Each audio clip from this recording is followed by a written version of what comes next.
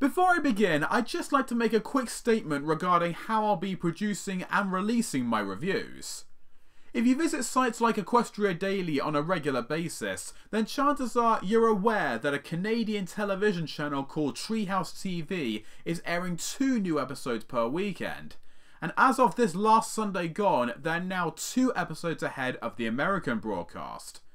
Since upcoming episodes are still in production, I don't believe we'll see the entire season rolled out this quickly, but we are still going to be going through it faster than expected.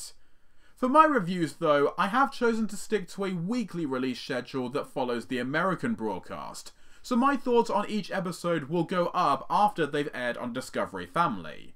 With that said, let's get on with the review for Fluttershy Leans In. After Angel injures his foot from practicing parkour, and I have to admit the fact that they actually have that in the pony universe is really cool, Fluttershy takes him to see the vet. And when she finds her office overflowing with critters, she's inspired to fulfill a lifelong dream of opening a sanctuary that animals can go to after they've been nursed back to health. At the recommendation of her friends, she hires 3 other ponies to help with construction, but finds herself forced to take control after the sanctuary isn't being built to match her vision. This episode marks the return of GM Barrow, whom had previously written The One Where Pinkie Pie Knows in Season 5, and is best known for the MLP chapter book series.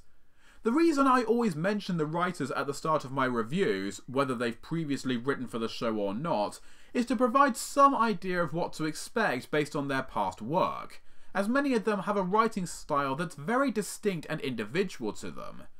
And I feel that it's important to note that with this episode, because Barrow's writing style tends to be its greatest strength and its biggest weakness.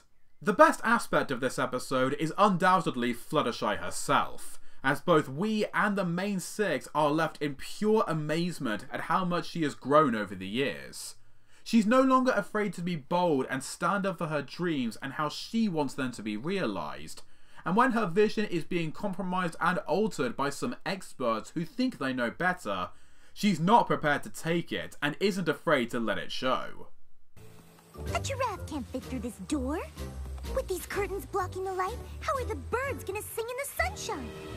And this is the opposite of a nice hug. I may not know much about construction, or interior design, or wrangling, but I am an expert at one thing: the care of animals. And what animals need is a sanctuary, not this! Maybe your vision wasn't all it was cracked up to be, you know? My vision isn't the problem here. I told you all exactly what I wanted, and none of you listened to me! Though I feel she could have been more helpful in providing information more thorough than a simple dream board, it's fantastic to see how much more confident Fluttershy has become over the series.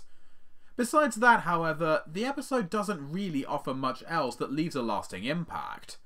There's nothing wrong with a gentle and pleasant slice of life story like this, and there's never any moment where the episode becomes truly bad or unwatchable, but it tends to just come and go without leaving much that really stands out. I think the main issue is that given a setup involving 2 sets of characters with different ideas on how to make something, there isn't as much conflict between them as there should be. With the characters having different areas of expertise, but all of them being essential to the final product, I feel like they could have clashed more about what was the best way to get things done, and that could have left behind some intriguing commentary about creative differences, showing the difference between when another person's input is helpful and beneficial to a project, and when it's an interference that's damaging it. Instead, the episode gives us none of that, and I think whatever conflict it does feature gets resolved too quickly and easily. This simplistic direction is what I was thinking about when I mentioned it being the biggest strength and weakness to Barrow's storytelling style. She certainly has a great understanding of the characters, and that much is clear if you read any of her books. But ultimately, that's what this episode feels like. It feels like a concept that would have been well suited for one of her books, but doesn't really adapt into an episode for the show all that well. For all its problems, Fluttershy Leans In is still a good episode, and it does have a positive message that reminds us to keep fighting for what we desire most, and to not let anyone stand in our way or try to spoil our vision for our dreams. It may not have a particularly engaging narrative, but Fluttershy's excellent character progression alone keeps the episode from being completely unmemorable, and still makes it worth watching. So for that reason, I'm going to give it a Silver Star score of 6 out of 10.